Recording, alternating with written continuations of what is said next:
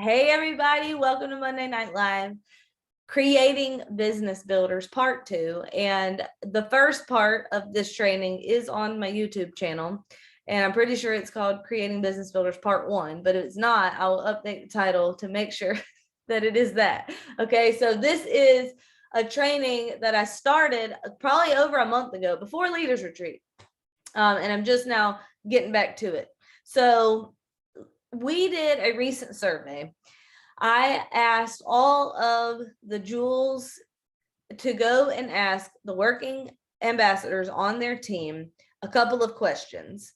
One of them was, well, both of them were fill in the blank, but here was the first one. If it weren't for blank, I would be at my next rank. And the other one was, if I were better at blank, then I would rank up. And I literally went through and read every single person's answers to these questions. And it was so interesting to me that almost all of the answers were mostly the same. I mean, there were a few variables here and there, but by and large, everyone had the same answers, and most of them fell into two categories. It was either mindset or duplication. And what I want to share with you guys tonight is that those two things are actually very connected. If you struggle with one, you're likely going to struggle in the other. So I want to talk tonight about the process of duplication, because I feel like most people on this team have a pretty good handle on how to enroll someone, like how to get someone to order the products. And then even on retention, like we have a great customer care retention system that teaches you step by step and day by day, like exactly what to say on what day about their products, and just that follow-up customer care system. Duplication, though, the process of getting someone to want to build a business with you, that is where most people are feeling held up. That is where most people are feeling like, I don't know how to do this. I don't know what to say. I don't know what my next steps are. And so that's what we're going to talk about tonight. Okay, so I want to preface this by saying it starts with belief. Duplication, or the process of creating business builders, it always begins in your mind. This business and also this pillar of duplication, this is one of the 4 pillars, it always starts in your mind. It's 80% mindset and only 20% skill set. What holds people up oftentimes is not the skill. Oftentimes it's what's between their ears. Okay, people who are developing business builders consistently, they believe certain things about this opportunity. They are very focused on the value that they are offering to people with this opportunity. So let's define some terms here. What is duplication? What does that even mean? You're going to hear that word thrown around a lot in this industry. And duplication simply means getting someone to take the action that you are taking. So in this regard, it means they want to build a business. The way you want to build a business, they want to build a business too. Okay, so duplication is 2 things. It's a skill, and it's also a process. It's a skill that involves having an effective conversation with somebody. It involves learning to ask great questions. It involves the skill of listening well, because that is a skill that I have found some people actually struggle with. It involves the skill of connecting the dots between what that person's needs are and the solution that you are offering through Plexus. So it is a skill. It's also a process. It's a process that begins with the first exposure to this opportunity with Plexus, and it continues with follow-up that focuses on their needs. So guys, again, this all begins in your mind. It's what you are believing. It's what you are focused on. It's what is motivating you or what is demotivating you. So what are you focused on? When it comes to this opportunity, some of y'all are so focused on how do I get this person to do fill in the blank that you completely forget about serving that person or solving that person's problem or meeting that person's need, because all you're focused on is how do I get that person to do what I want them to do. Some of y'all are the polar opposite end of the spectrum, and you're so focused on serving and not coming across as salesy that you are scared to even talk about what you're offering. So are we serving people or are we selling? And the answer is yes. Yes, we are. Guys, selling is serving. If you are doing this well, selling is serving. Our products, they don't sell themselves, contrary to popular belief, because if they did, then all Plexus would have to do is post on social media and everybody would come and buy it, right? Our opportunity, it does not sell itself. We are paid to sell things. We are selling. We want to help people, and our products help people, and our opportunity helps people. And what a lot of you are missing is the belief that the greatest opportunity that you are ever going to have to serve certain people and transform somebody else's life is by selling them something. You are serving someone with your offer, with your products, with your opportunity. That is the greatest way that you can serve. Okay, so do you know what you're selling? You are selling products that change people's lives. Do you truly believe that? Because if you don't, you're going to hesitate, or you're going to be deflated if one of your customers is going through detox or turns off their subscription or whatever. Do you truly believe that our products are needed by the masses and that they are transforming lives? We are also selling an opportunity that can transform someone's life. I am one of them. This opportunity can allow someone who's completely ordinary to achieve something extraordinary.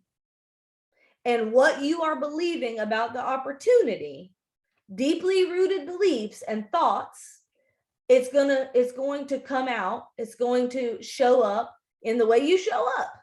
When it comes to you talking about our opportunity or the way you follow up about our opportunity, it all goes back to what are you believing about our opportunity and what you're focused on.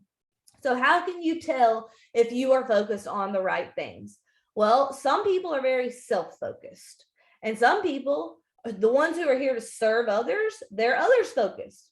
How can you tell which is which? Well, if you are focused on yourself and your own goals, then you're going to be focused on getting the sale. If you're focused on serving and meeting the other person's need, you are going to be focused on their need, not necessarily the sale. Do you get a sale? Does the sale come? Yes, but the focus is meeting the person's need. If you're self-focused, then you are focused on getting that person to silver. If you're others focused, you're focused on getting them to reach their potential, getting that person to freedom. If you're self-focused, you're always going to have this sense that you're taking something. If you're others focused, you are going to feel like you are giving something because you're focused on the value that you're offering. If you're not focused on the value that you're offering, you're going to be focused on the cost. And if all you're focused on is the cost, guess what is going to continually come up for you? If you feel like you're taking something and you're focused on it's expensive, guess what you are going to get when you are having conversations? Those exact objections over and over and over. Okay. So if you're others focused, you're going to be focused on the value, not the cost. If you're self-focused, you're going to be stuck in relationship building mode. Why? Because of fear. Because you're so scared of what they are going to think of you. But if you're others focused, you're going to be focused on change and growth for that person. You're going to be focused on meeting that person's needs, solving their problems, helping them reach their highest potential. If you're self-focused, you're focused on speed and results. And guys, that is based off of fear and scarcity. But if you're others focused, you want someone to join, but you don't feel like you need someone to join. You don't feel attached to the result. You don't feel attached to the outcome. Your self-worth is not going to be attached to the results that you get. You're not going to feel salesy. If you're self-focused, you're going to feel salesy. You're going to feel deflated or discouraged when you're not getting the results that you want. But if your self-worth is not attached to the results because you're others focused, then you're going to feel confident. You're going to feel authentic. You're going to feel excited. You're going to be having fun. You're going to feel fulfilled. You're going to be inspired, and you're going to be inspiring. If you're self-focused, you're always going to be competing in your mind, always going to be struggling with the comparison game. But if you're others focused, then when you see other people winning, it's going to inspire you because you have an abundance mindset, and you're going to think, if they can do this, I can do this. You're not going to be stuck in scarcity thinking, oh, their success is less for me. You're going to be thinking their success is more for me. If you're self-focused, you're going to be focused on getting the join. But if you're others focused, then you're going to spend just as much time creating systems for supporting that person after they join as you do getting the join. If you're self-focused, your goal is getting a yes. If you're others focused, your goal is helping them get a result. But think about how that applies to retention. It also applies to duplication. If you're self-focused, and guys, here's the biggest one when it comes to duplication. If you are self-focused, you will quickly move on from a no and not follow up. But if you are others focused, then you don't stop caring about the person's potential just because they don't see what you see yet. You don't stop following up. You genuinely want to help that person. You genuinely want to solve a problem or meet their need or help them grow or improve their situation, whatever that may be. So guys, for homework, what I want you guys to do is I want you to take some time and make a list, a long list, because the list is very long, of all of the problems that you can solve for people. Make one column with products, make the other column with the opportunity. What problems are you solving? And it's not just about the money. Think about what problems does having more money solve for people? We all know that our products solve a lot of health issues, but do you understand and fully grasp the problems that your opportunity solves for people? What about that person who wants to be a stay-at-home mom with her babies? What about that person who wishes that she could pay for travel leagues or private school tuition for her kids? Or what about the one who absolutely hates her job and would love to do something that's in her strength zone, that's fulfilling and fun and has community? What about the person who's in a mountain of debt? What about the person who's nearing retirement and has no retirement plan? That person, you can take a 30-year career and compress into 3. You can solve a lot of problems for people. What about the person whose husband has a fear of spending money? And so things always feel tight or scarce, even when they're not. What about the person who wants all the experiences in life for their kids while they're still kids and not have to wait until they have grandkids to be able to enjoy those things, which is what most people have to do? What about the person who wants to travel and see all of God's creation and explore all of it? What about the person who wants their husband to work less so that he could be a present dad. Your opportunity solves massive amounts of problems for people. Okay. So you need to believe that. You need to truly grasp that. Make a list and make it long. That way, these things are at the forefront of your mind when you are having genuine conversations with people. All right. So, how do we talk about this opportunity? Well, a good place to start is the magic question. You guys all know the magic question, right? If you love these products, would you be telling people about them? And most people, when you ask them that, they say yes. So if they usually say yes, but usually it's yes and I have an objection, but most people don't say no. If I love these products, I'm not telling a soul, I'm keeping it all to myself. I mean, that's just not even logical. Okay. So this question is effective if you're on the phone. It's not as effective through a text message because people have a choice in that matter if they're going to respond or not. But if you're on the phone, then I mean, they're not going to hang up on you, right? They have to respond. So there's the magic question. Most people say yes or yes, but. Okay. So if they say yes, then your response is awesome. Well, tell me more about that. What will motivate you to share with people? So, guys, here's where we're going to connect with their why.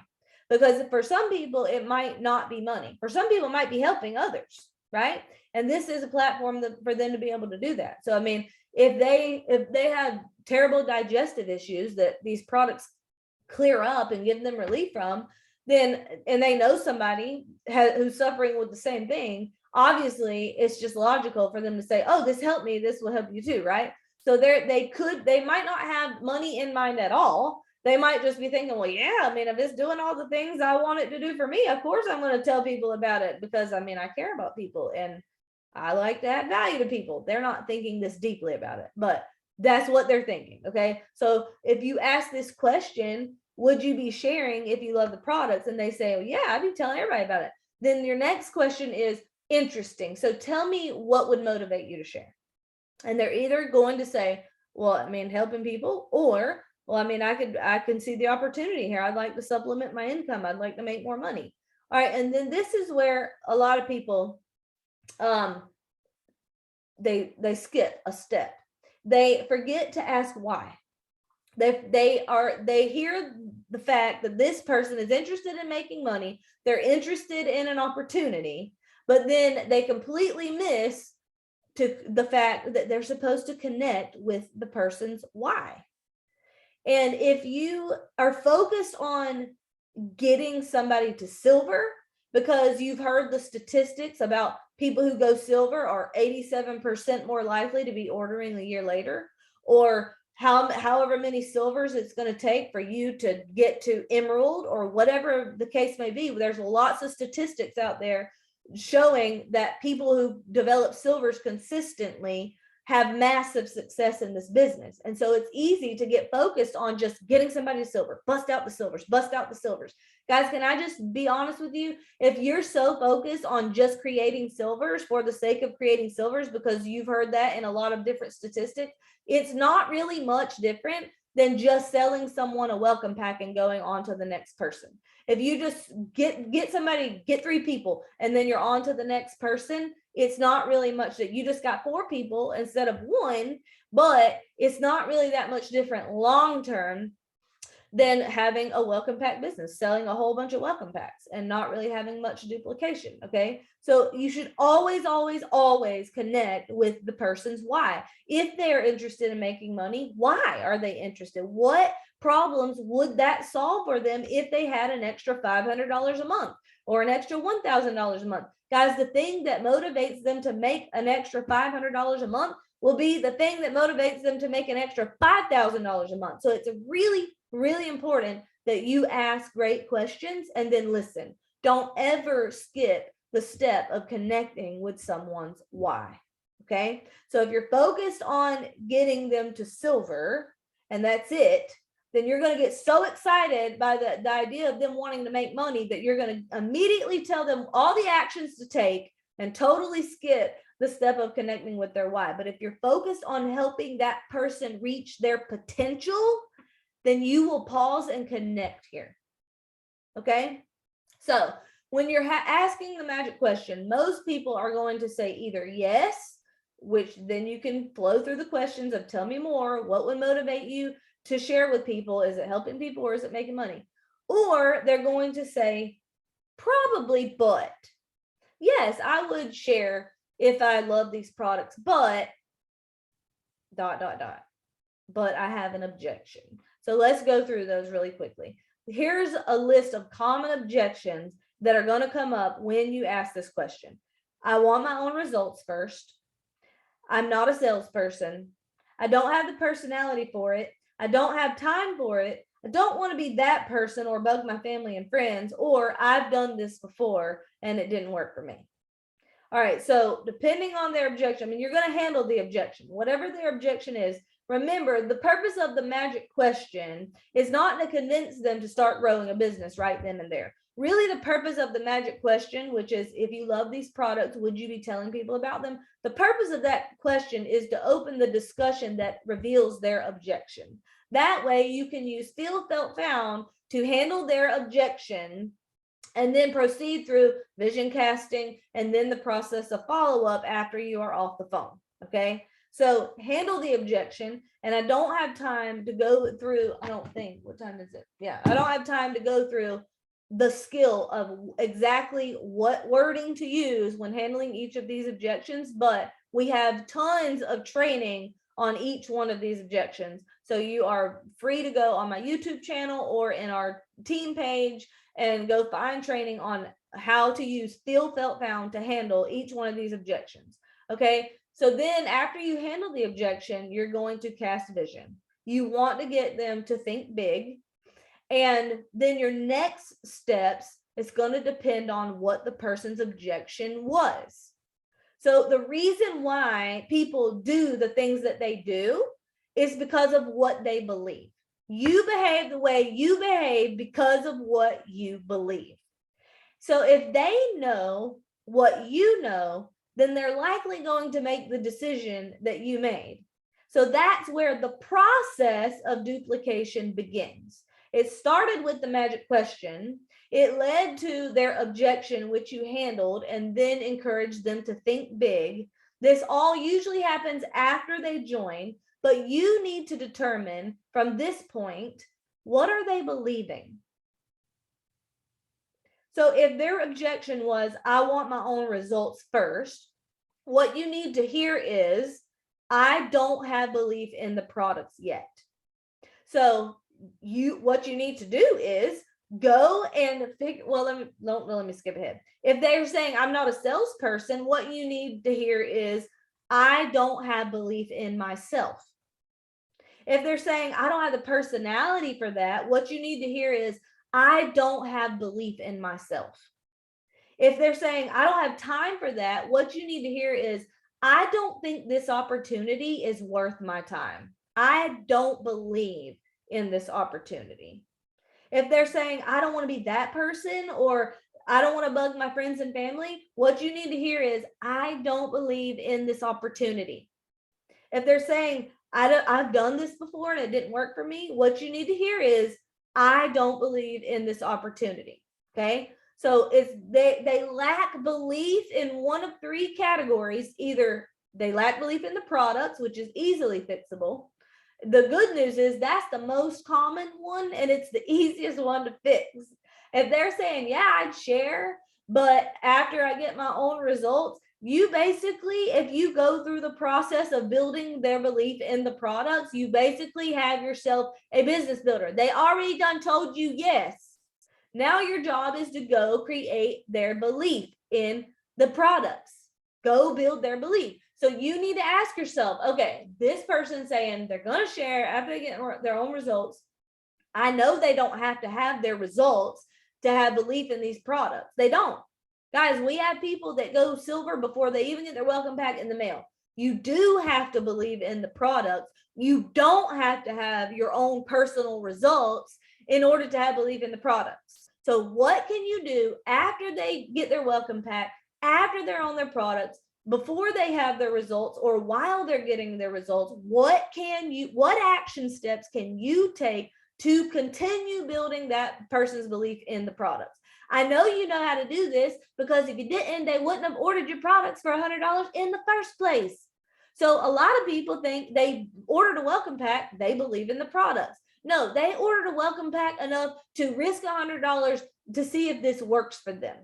Your job is to continue educating them and building their belief through taking the same action, which is following up about the products and building their belief in the product. So that might look like a bunch of different things. It could look like, you know what their health issue is? You go and you Google migraines and gut health, and you find an article and you send it them and say, listen, see how this is, your migraines are linked to your gut microbiome, and our products are going to go in there and clean out the bad stuff, replace it with the good stuff. You're going to be feeling your best, and you're going to want to be telling people about this. There's a lot of people out there silently suffering with this. There's people out there literally praying for relief from something you have a natural solution for. So you plant seeds that way. Could be an article. It could be a video, a 3-minute video off of YouTube, maybe Jessica Hogendorn. There's a whole lot to choose from. Just educating them on how the products work, or on gut health. It could be you building their belief by sharing testimonies with them. However you're following up with them in order to get them to purchase the product, you just don't stop that. You find creative ways to continue building their belief in the products while they are in the process of getting their results. Okay. Okay. The other one, I'm not a salesperson. That's a lack of belief in self. So the next steps with that person would be continue to plant seeds about the opportunity by pointing out their character and why people trust them. This is, did you guys know that most leaders say that they had another leader believe in them before they believed in themselves? Be that leader for somebody, guys. And this is how you do it. If this person's saying, I'm not a salesperson, first of all, if you handle their objection properly, they will know that they actually are a salesperson. We all sell things every day. We just don't get compensated for it, right? Like, you ever recommended a good restaurant? Have you ever recommended a good movie? How about shampoo? I mean, we do it all the time. Like, if we care about people, we want to add value to people. And so we tell them about things that have helped us or that add value to us in some way. So we're all salespeople, but I digress. If this person believes they're not going to be good at sales, I would point out their character and why people trust them. I would, if they've made a good post, I would reach out and I would say, see, this right here, Susie, this is exactly what I'm talking about. That post right there, that made me think blah, blah, blah, blah. That is exactly why I'm telling you, you can be successful at this. This is the type of thing that I'm saying makes people trust you. Sales is just a skill. Anybody can learn that. Integrity is the most important part, and you have that. Then you can share. Also, keep an eye out for like anything that they do. Like, if you're ever around them or you notice them do something kind, I would point that out. See, this is what I'm saying. You could be successful. That right there, that is special. That's unique. This is why I think you'd be successful at this. Or something smart they said. Doesn't matter. Keep your eyes and ears peeled to be looking for this person's potential and what is it about this person that makes you think they could successfully sell something. That's being others focused. It's not just being focused on the sale or just getting them to do what I want them to do. It's you taking the time to get to know somebody, connect, really listen, point out their strengths, encourage them, lift them up, and then genuinely communicate why you see what you see.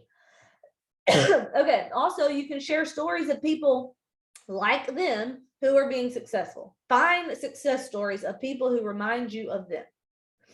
Also, when they get a result on their products, ask them if they told somebody. People need this. They're sleeping better at night. It didn't take them an hour to fall asleep. They fell asleep in 5 minutes. Amazing. Are you sharing that with people? Oh my gosh, so many people need this. There are people praying for relief from something that you have a natural solution for. You telling people that? People need to hear this. That is planting seeds about the opportunity. Okay. Also, you can get to the root of their fear of what somebody's going to think. Because when people think that they're not going to be a good salesperson, there's usually some fear behind that. It's usually fear of what people think. So you can ask good questions to get them thinking about, where is this coming from? Like, who hurt you? Number one, did somebody hurt you? Did somebody reject you? Did you hear somebody say something about salespeople? Or like, where is this fear like, what are you actually believing? And where is it coming from? And is it true? Okay. And all of this comes through connection and a process of following up. Okay. But if you don't take the time to be others focused, you're going to miss this completely. All right. The other one, I don't have the personality for it. Again, this goes back to lack of belief in self. So share stories of people like them who are being successful. Learn their Enneagram. Send them a free personality test. 16 personalities is a super fun one. If you're trying to get to know them, share. This is one way you can add value, is exchanging personalities and just learning what makes people tick. I'm not saying you got to sit there and read the whole personality profile, but it is interesting to find out what somebody's personality is, and then compare. And it definitely makes for fun conversations and interesting conversations, but also it makes people feel cared about, and you will know what makes them tick. You will know what motivates them, what drives them. If they did become a business builder, it would help you lead them well, because you know what their needs are better. Okay, so you can find people, if you know their Enneagram or their DISC or their 16 personalities profile, you can find successful people with similar personality profiles, and you can say, look, oh my gosh, this Diamond, she's an Enneagram 6. You're an Enneagram 6. She dealt with a whole lot of fear. She understands what you're going through. She didn't stop her from being successful. So this is another way you plant seeds about this opportunity, by connecting with someone, because you're focused on that person reaching their highest potential. All right. Or you can get to the root of their fear. Again, asking good questions. What personality type do you think you have to have? Why do you think that some personality types would have an advantage in this business over others? And then just really listen, because really the root behind this objection is fear. It's fear of failure. It's fear of what people are going to think. So if you ask good questions, you can get to the root of that and offer perspective. All right. The I don't have time one, that's a lack of belief in the opportunity. So my next steps would be, I would show them this opportunity is worth their time. Guys, time is like money. They'll use it for whatever they want to use it for. When people say, I can't afford the products, and then you see them out to dinner and a movie with their family, it's not because they can't afford the products. It's because they value something else more than they value the products. And so you take time to help build the value in someone's mind of why this would be a good use of their money, right? Well, same thing with time. If someone's saying, I don't have time for this, what they're saying is, I don't value that enough to stop doing this so that I can do this. So you show them that this opportunity is worth their time. What can you do to build someone's belief in this opportunity? What action steps can you take? You've got to stop and think about that and ask yourself that question. What can you do to build someone's belief in this opportunity and show them that if they decided to do this, it absolutely would be worth their time? You can share successes and wins. Anything that's happening on our team, you can say, look at what these people are doing. Look at where they're going. Look what they're accomplishing. Look who they're impacting. You could totally do this too, and here's why. This is what I see in you that makes me think you would be just as successful or even more. Also, your content that you are putting out there on social media is a great way to handle this objection about if this opportunity is worth their time. What picture are you painting for people? All right, the one that says, I don't want to be that person or bug my friends and family. Also, lack of belief in the opportunity. My next steps would be to show them how to do this well. And I also would be asking questions like, okay, well, did I bug you to get you to, was I bugging you? Like, and I really want you to tell me, because I want to grow here. If I'm bugging you, I need you to let me know that, because I definitely do not want to bug people. Did I bug you? And guys, I've never had somebody say, yes, you bugged me. I have had people say, Brittany, thank you for being persistent, but not pushy. And you know why they say that to me? Because I'm focused on meeting their need. Like, I know what my offer is. I know that it's valuable. I know they need it. And so I will communicate it in various ways that's focused on them, that plants seeds, that follows up, that keeps caring, that doesn't give up on somebody else's potential or someone else's problem just because they rejected me or because I heard enough. So yes, I am persistent. No, I am not pushy. And I can show people how to do this well by being solution oriented and others focused. Tell them who you are helping when you're going to continue to plant seeds for them about this opportunity and they don't want to bug people. You plant seeds by telling them who you're helping and what you're helping them do. And guys, if you are asking good questions and connecting with people's why, you will know exactly who you're helping, what you're helping them do. All right, the next one is, I've done this before, which is also a lack of belief in the opportunity. So for this one, I mean, I'd handle that objection, which we have training videos on that, but essentially, I mean, I've done other network marketing companies in the past too. I failed. Like, I literally lost money because I wasn't good at it. Okay. So I would focus on continuing to share what makes this opportunity different. That's how I would plant seeds with this person. I mean, first of all, our products are different. They address root issues. They have very high quality ingredients. I mean, there's a lot of things that make our products different and unique and special. Secondly, our comp plan is different. It's very generous and it's very fair. The way that it's structured is unique. It's so unique. Most companies have names for their comp plans and ours doesn't have one. It's unique and it's fair and it's generous. So our comp plan is different. Our leadership is different. The CEOs, they're different. I'm telling you guys, whenever Plexus hires a new executive, they generally want to meet with advisory board members one-on-one. And I always ask them, tell me what drew you to Plexus? What attracted you here? What do you think makes Plexus a good place to work? And they will say, and I've had several of them tell me the same things. And this is like over a span of time, they'll say the leadership.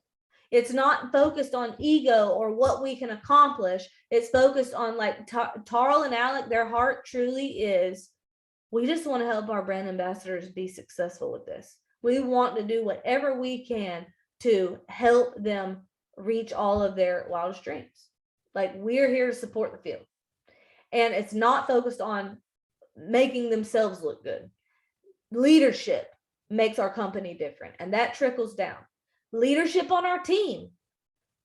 Leadership, like the diamonds. If you look at diamonds in our company, a lot of them, most of them are really solid, upstanding people that you would want to surround yourself with.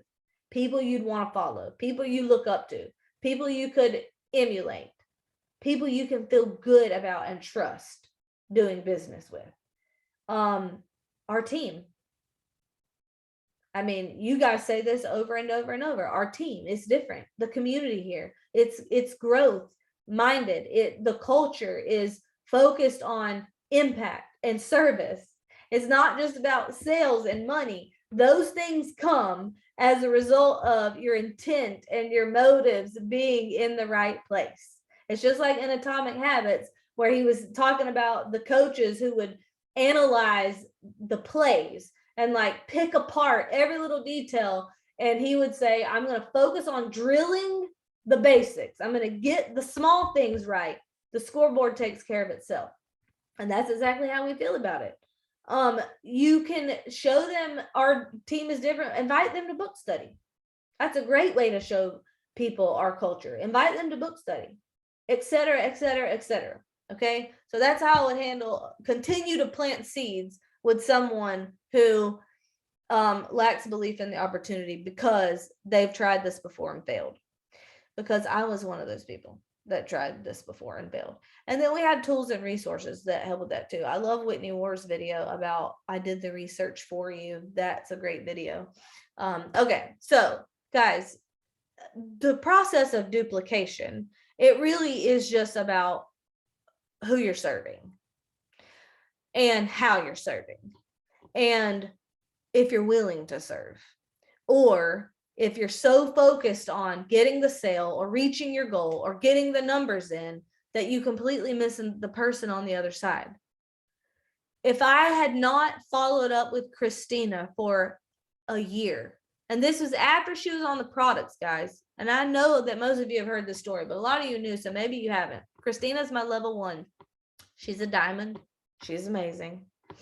But when she was one of my first customers when I started this business, and she loved the products, guys. She had come off 3 blood pressure medications from our products. So her objection was not, I don't believe in the products. It was, I don't have the time, or this isn't worth my time, or is it going to work? Or she just didn't believe. She just thought, well, if Brittany's going to be as successful as she thinks she is in it, then why hasn't she done it yet? And I had to follow up with her for a year. I religiously followed up with her. I mean, at least once a month I was checking in, and I remember saying, Christina, I just got my first paycheck with a comma in it. She ignored me, but I was persistent because I saw her post that said, I wish that I was independently wealthy so that I could spend all of my time with my man and my children. And so I knew there was a need there, and I knew that she could do this. I knew that if she was making $20,000 a month, that would transform not just her life and her lifestyle, but her future, her kids, like her family, all of it. And I fully believed she could be a diamond. And this is just one example, guys. I could tell you stories like this about all the other leaders on my team too. I truly fully believe in someone's potential, then I'm unwilling to give up on their potential. Like, I know that they could do this if they decided to, and I'm not pushy, but I do communicate. This is what I see in you, and I will communicate it again and again. So that was just one example of a follow-up that I sent her a diamond documentary of a school teacher, Melissa Eichenhorst, who was a school teacher who had retired early. I was telling her about my paycheck going up because, guys, here's another thing. I wasn't sitting around waiting on Christina to join me to be successful either. Christina didn't start working this business till I was Ruby, almost senior Ruby. So I was still climbing through the ranks very quickly because I was so excited about the potential of this opportunity. Like, I got my first Plexus paycheck. It was $700. That was big money to me. I'd never made $700 before. And so I was like, oh my gosh, I know this makes a big difference for my 1-income family with 5 kids in it. So I imagine what this could do for other people. Let me go tell them all. And my paycheck kept growing and growing and growing because I was believing that what I was offering was so valuable and that people needed what I had. And so I was boldly and confidently and authentically telling people about this gift that I called Plexus Opportunity. Okay. So as I was climbing through the ranks, I'm telling Christina, look what's happening. Look what's happening. You can do this too. I'm telling you, you can do this too. Most of my messages she completely ignored, like didn't even respond. So rude. But look at her now, y'all. What if I had just been so focused on the next person that I completely forgot about her potential or her need or her want that she had over here? What if I hadn't followed up? Probably half of you on this call right now also would not be here. So you have to be bold. You have to be authentic. You have to be others focused. And that is how you develop business builders, by being genuine and honest and persistent. So hopefully this helps you guys. That's all I got. Good night.